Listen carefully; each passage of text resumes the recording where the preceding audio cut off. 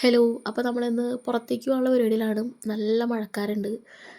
പക്ഷെ എന്തായാലും പുറത്തേക്ക് പോയേ പറ്റൂ. ബിക്കോസ് നാളെ എൻ്റെ ഫ്രണ്ടിൻ്റെ കല്യാണമാണ്. അപ്പോൾ കുറച്ച് കാര്യങ്ങൾ ചെയ്യാനുണ്ട്. ത്രെഡ് ചെയ്യാനുണ്ട്, ചെരുപ്പ് വാങ്ങിക്കാനുണ്ട്, കമ്മൽ വാങ്ങിക്കാനുണ്ട്, അങ്ങനെയൊക്കെ വിചാരിച്ചിറങ്ങിയതാണ്. അപ്പോൾ നമ്മൾ ഇതൊക്കെ കഴിഞ്ഞിട്ട് ഒരു ചായ കുടിക്കാനായിട്ട് നമ്മൾ കടയിൽ കയറിയതാണ്. ചായയും പിന്നെ നമ്മൾ 2 മസാല ബോണ്ട വിത്ത് ചമ്മന്തി പിന്നെ ഒരു പഴംപൊരിയാണ് നമ്മൾ പറഞ്ഞത്. പഴംപൊരി എനിക്കാണ്. പുറത്ത് നല്ല അടിപൊളിയായിട്ട് മഴ പെയ്തുകൊണ്ടിരിക്കുകയാണ്.